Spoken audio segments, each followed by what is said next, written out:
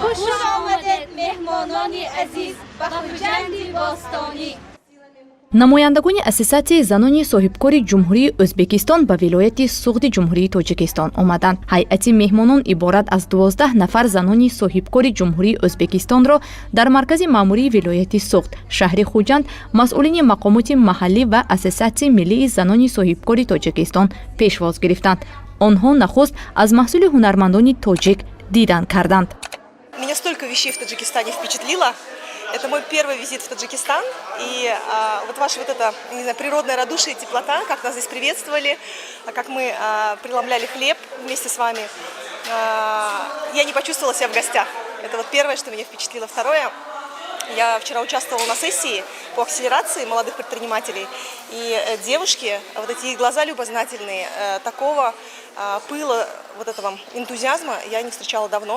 Я работаю в бизнесе более 16 лет уже, вот, но вот эти вот глаза девушек, которые мечтают и которые под каждым бизнесом имеют какую-то социальную оплеку. Их бизнес всегда носит какую-то вескую причину и боль, которую в обществе они хотят решить. Вот это очень вдохновило.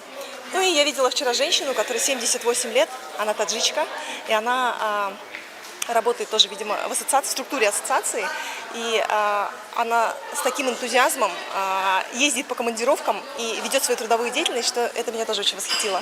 мавҷуда набиева коргоҳи истеҳсоли маҳсулоти ҳунарҳои миллиро дар ин форум намояндагӣ мекунад.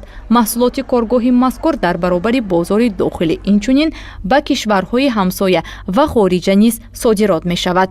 меҳмонон ба маҳсули дастии ин коргоҳ таваҷҷӯҳи бештар зоҳир карданд.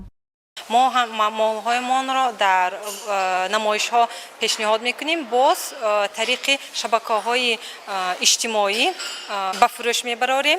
کارخانه ما در فیسبوک، در اینستاگرام، همچون سایت ما هست با نام کمپانی آذر که میتونن از اونجا همه مال‌های ما را بینن و میتونن فرمایش دهن. ما از اونجا فرمایش را گرفته با آنها استحصال می‌کنیم و هم دسترس می‌کنیم.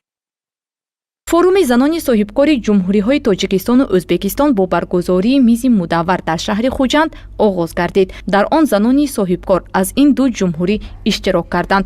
онҳо аз фаъолияти ҳамдигар ошно гардида барои ҳамкорӣ ва табодули таҷриба бо ҳам ибрози андеша намуданд.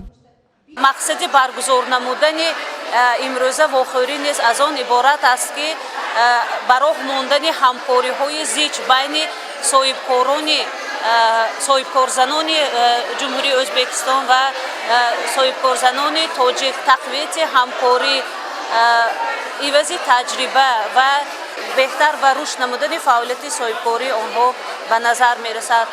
аз 7 то 10 июн соҳибкорони ӯзбекистонӣ бо стартаперҳои тоҷик вохӯрда барои рушди соҳибкориашон ёрӣ мерасонанд. инчунин соҳибкорони муваффақи тоҷикистону ӯзбекистон барои таҳкими робитаҳои ҳамкорӣ дархосту пешниҳоди хешро баён менамоянд. барои соҳибкорони ҳарду кишвар ин майдони бемисле барои муаррифии имкониятҳои маблағгузорӣ ва тиҷоратии худ, васеъ кардани доираи ҳамкориҳои иқтисодӣ ва дарёфти шарикони нав хоҳад буд. Мы планируем открыть на данный момент онлайн-площадку для поддержания женщин реабилитационного периода, которые испытывают какие-то проблемы в семье и, может быть, в личной жизни. Для этого им не нужно выходить, допустим, с внешним видом, чтобы их узнали. Они могут быть закрыты кадром, но могут послушать и получить дополнительное образование онлайн. Это интересно и это не затратно.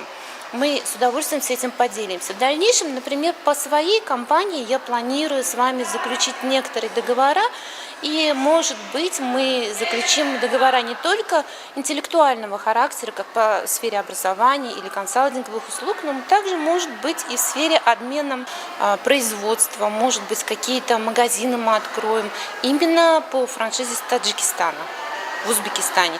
иттилоъ дода шуд ки ин фақат оғози кор аст. роҳбарони ҳарду ташкилот, ассоциатсияи миллии занони соҳибкори тоҷикистон ва ассоциатсияи занони соҳибкори ӯзбекистон ният доранд ки ҳамкориҳоро вусъат бахшанд. чанд ташаббус ва лоиҳаҳои муштаракро дар самти рушди соҳибкории бонувон дар минтақаи Осиёи марказӣ роҳандозӣ кунанд. гузориши Уғлой Раҷаб ва Супон Одилҷонов аз телевизиони 7 ситораи Ҷумҳурии Тоҷикистон барои телевизиони Сӯхи Ҷумҳурии Ӯзбекистон.